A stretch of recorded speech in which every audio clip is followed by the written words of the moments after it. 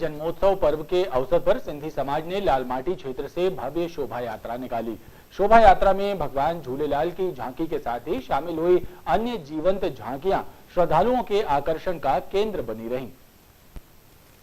भगवान झूलेलाल का जन्मोत्सव पर्व चेटीचंड संस्कारधानी में सिंधी समाज द्वारा भव्यता के साथ मनाया गया। इस अवसर पर सिंधी समाज के अलग अलग संगठनों द्वारा धार्मिक शोभा यात्रा भी निकाली गई। इसी कड़ी में लालमाटी क्षेत्र से चेटीचंड पर्व के मौके पर शोभा यात्रा निकाली गई, जिसमें भगवान झूलेलाल की झांकी के साथ शामिल भगवान राधा कृष्ण, भगवान शंकर और बजरंग बली की जीवंत झांकियां श्रद्धालुओं के आकर्षण का केंद्र बनी रहीं।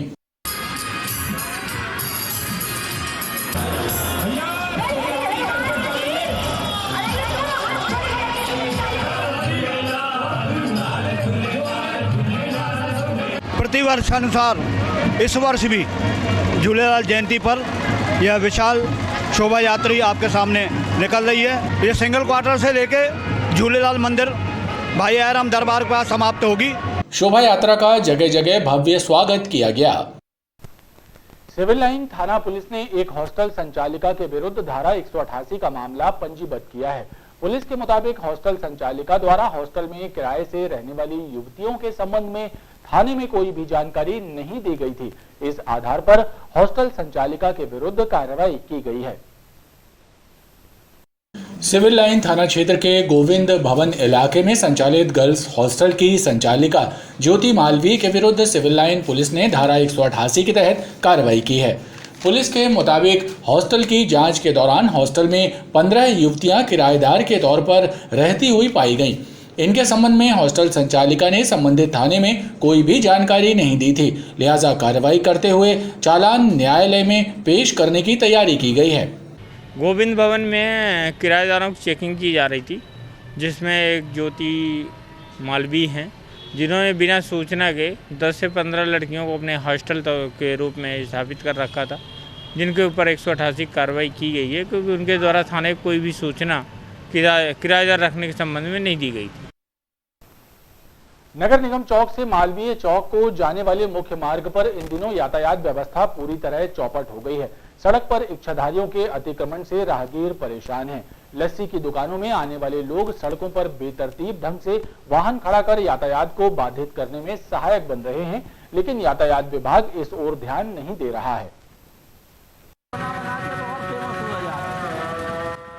ये नज़ारा है शहर के सबसे व्यस्त मार्गों में शुमार नगर निगम चौक और यातायात थाने के बीच स्थित मार्ग का। इस मार्ग पर इच्छाधारियों का अतिक्रमण है।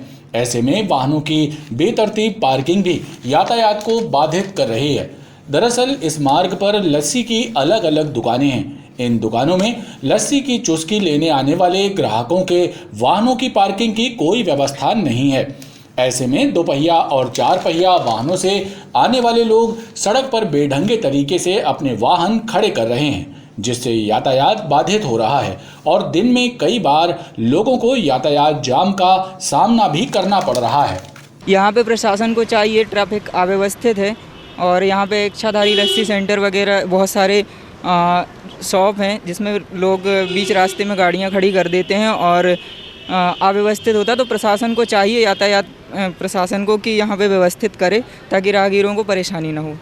आम जनता इस रोड पर दिन में कई बार यातायात जाम से जूझ रही है, लेकिन पास ही स्थित यातायात थाने के अफसरों और कर्मचारियों को जनता की ये मुसीबत दिखाई ही नहीं पड़ रही, जिससे लोगों में रोष भी व्याप्त है। शनिवार की शाम 2 युवकों ने रुपयों के लेन देन को लेकर एक मोबाइल दुकान के संचालक को चाकू मारकर घायल कर दिया। युवकों ने मोबाइल दुकान संचालक पर एक के बाद एक चाकू से 3 वार किए और भाग खड़े हुए। घायल घटना की शिकायत दर्ज कराने गोरखपुर थाने पहुंचा, लेकिन घटना स्थल सिविल लाइन थाना क्षेत्र का होने के कारण पुलिस ने घायल को सिविल लाइन थाने भेजा, जहां उसकी शिकायत पर प्रकरण दर्ज किया गया।